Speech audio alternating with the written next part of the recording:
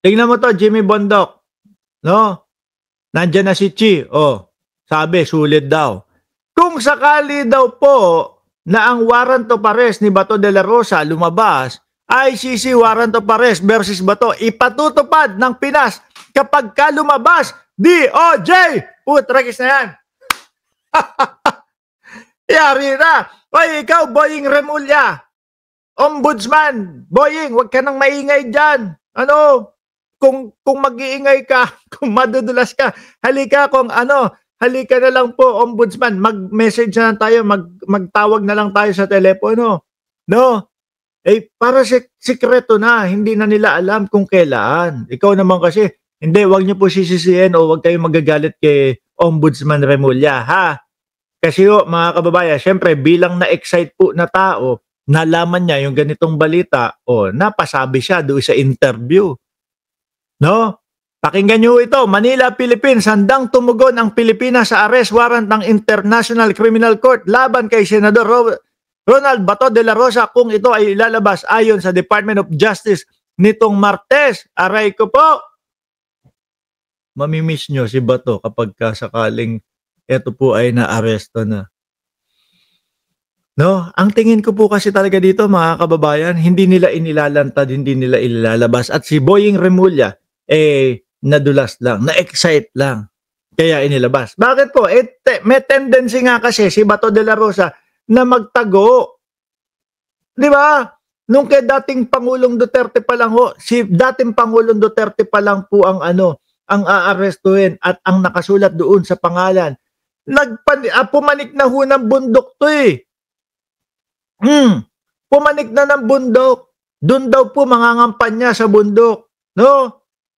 Isa lang ang katotohanan dyan. Ayaw niyang samahan ang dating Pangulong Duterte. Yung ipinangako sa mga DDS na sasamahan si dating Pangulong Duterte. Habang buhay, wala po yun. Labas lang sa ilong yun.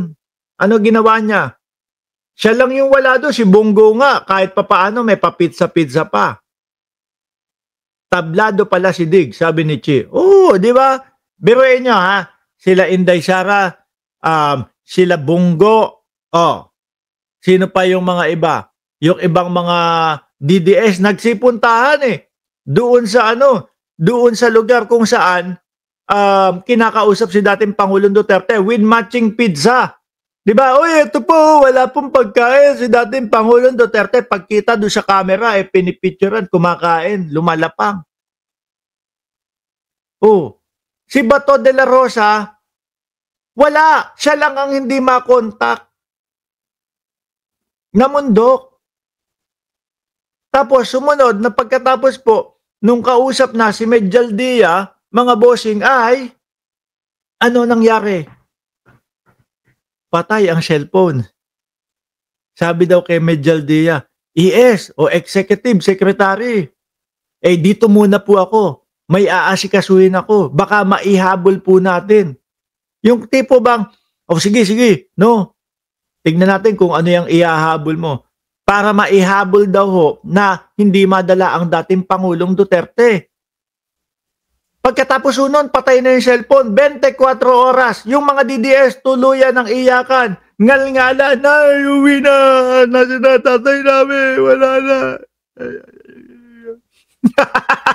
2 araw, 3 araw, nagngangal-ngalan pa din yung mga DDS.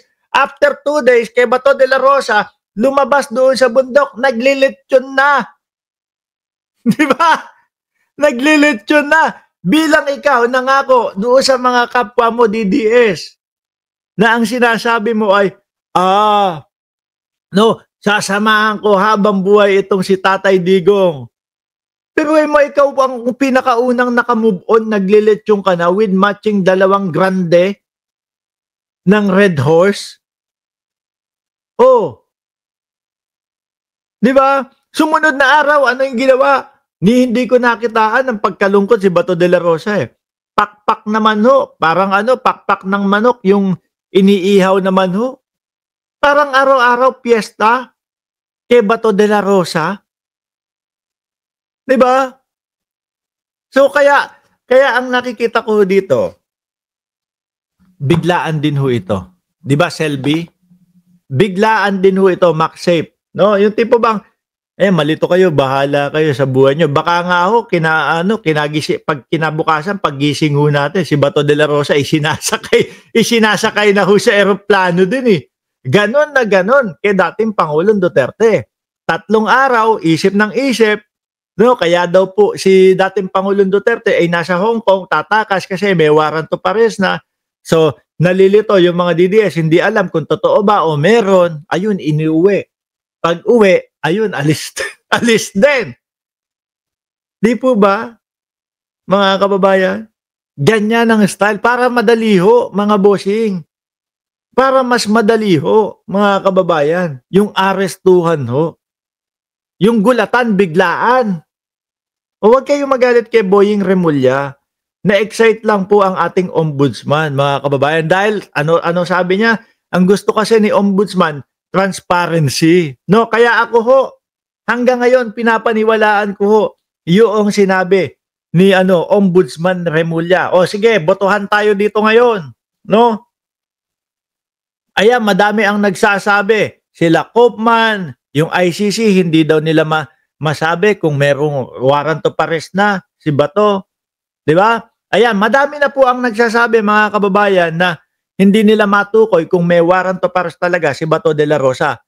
Ngayon, tanong ko sa inyo, no, taas kamay dyan, o press 1 na lang, kung sino ang naniniwala, na patuloy na naniniwala doon sa sinasabi ni Ombudsman Remulla na merong warrant of arrest na si Bato de la Rosa. Press 1 kung kayo'y naniniwala pa din kay Ombudsman Remulla. Press 2 kung tingin nyo fake news yung ipinakalat ni Ombudsman Remulla, mga kababayan.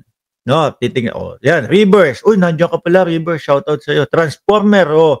1 pa din eh. 'Di ba? 1 pa din. Sabi ni MacSafe, tinakot lang ni Ombudsman Boying si Bato. Paano kinuyog nila noon sa Senado? 1 pa din oh. Si Mikiti, oh. Princess Paris, Neng Flores. 'Di ba? Kasi naging ganito na din ho ang estilo dati, mga kababayan. Yung tipong hindi na sinabi. Pero nung pagdating, ayun, arestado, huli. At eto ho, mga kababayan, bilang isa doon sa humuli, umaresto, nagpadala doon sa ICC, nagsakay sa eroplano kay dating Pangulong Duterte. Nako po at mukhang tingin ko, eto din po ang magsasakay kay Ronald Bato de la Rosa aka Batorni. Si Tore. Ano po, may sinasabi dito. Diyos ko, mangangatog na naman ang mga itlog ng mga DDS dito eh. No?